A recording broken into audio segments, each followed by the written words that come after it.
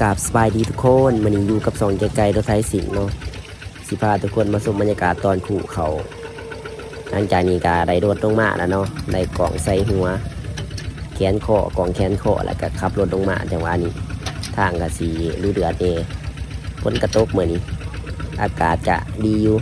แต่ว่าบ่ได้กูเขาบันไดเนาะได้กูเขา3 รถ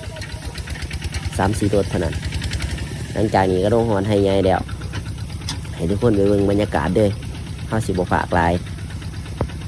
เห็นคลิปนี้ก็กดไลค์กดแชร์ให้ด้วยทุกคนเพื่อเป็นกำลังใจคลิปต่อไปขอขอบใจไปไหนครับไปไหนเอ้าพี่จังอีพอไปล่ะไปต่ออีก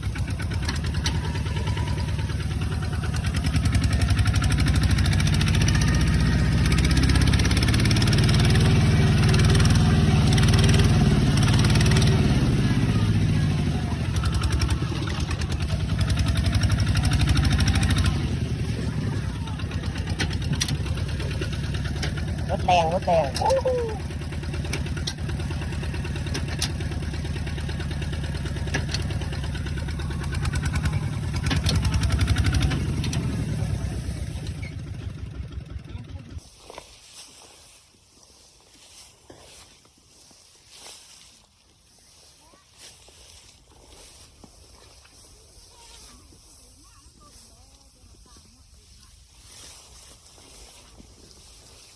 รถบ่ได้บ่ล่ะ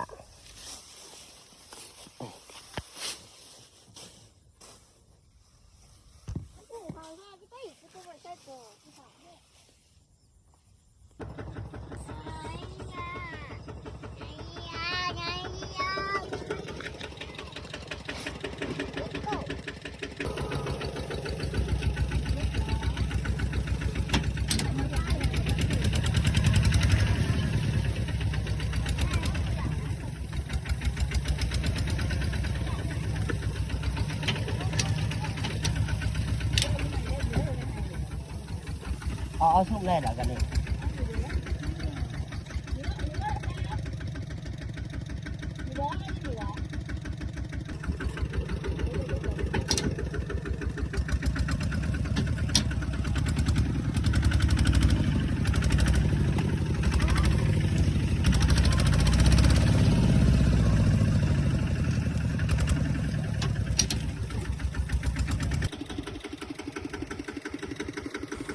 ตอนนี้สามีภรรยากับสาวควรตัวตึงเพิ่นก็เก็บเขาอยู่เนาะไปกู่เขาข่อยกับทายคลิปสมวิวงามงามเมื่อนี้ท้องผ่าฝนตกเศร้าไม่ไหมกะสิประมาณนี้เนาะ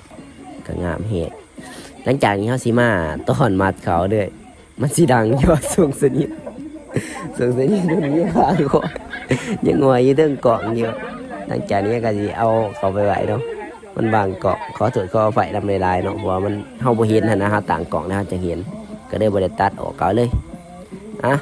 สาวหลาเขาก็เต้นไปเต้นสาวควนก็เต้นเอามีแต่ผู้มวนมัดเขาก็มีอารมณ์ทุกคนเลยให้ทุกคนไปเบิ่งนำกันโอ้ผู้ผ่านก็เจ็บคอลายล่ะเป็นบาดไข่บนทันเสาอยู่ไข่บาดเถียนลงไปสาวหลาก็ได้มวนยังไงเบิ่งนำกันทุกคนบรรยากาศแบบว่าคึกขนองเฮมัดเขาอยู่กับเต้นกับมวนหลังจากนี้สิตัดไปตอนคำกันเด้อเนาะคำเนี่ยยังมันว่าทันเดียวรถสุดท้ายเนาะฮามัดมันว่าทันเดียวรถนี้เป็นรถสุดท้ายพาทุกคนเบิ่งให้จบคลิปนี้ก็สิยาวนี่เอาไปเบิ่งนำกันเลยทุกคน